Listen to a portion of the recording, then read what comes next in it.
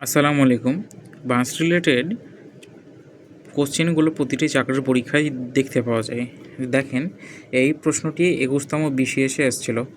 তো এখানে প্রথমে প্রশ্নটি পড়ি আগে। ৬০ মিটার একটি বাঁশকে ৩:৭:১০ ভাগ করলে বাঁশের টুকরোগুলোর আকার হবে কত? তাহলে এখানে অপশান দেওয়া আছে, চলেন অঙ্কটা করা যাক। প্রথমে শর্টকাট নিয়ম অনুযায়ী আগে অনুপাতগুলোকে ভাগ করে নিব। অনুপাত কয়টা আছে যে দেখেন, 3:7:10। তাহলে 3:3 + 7 + 10 ইকুয়াল টু হচ্ছে 20। তাহলে আমি খুব তাড়াতাড়ি করতে গেলে মোট বাঁশের দৈর্ঘ্য কত?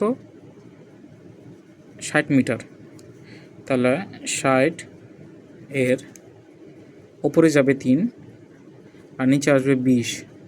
কাটাকাটি করলে এটা হচ্ছে 3 ইকুয়াল টু হচ্ছে 9। এরপরে যদি আসি তাহলে 60 এর 7:2 কাটাকাটি করলে আবার সেম 21। আবার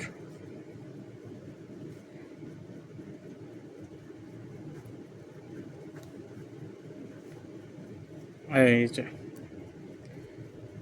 30। তাহলে আমি বলতে পারি এখানে আমার উত্তরটি হচ্ছে এই যে সি নাম্বার, 9 মিটার, 21 মিটার এবং 30 মিটার।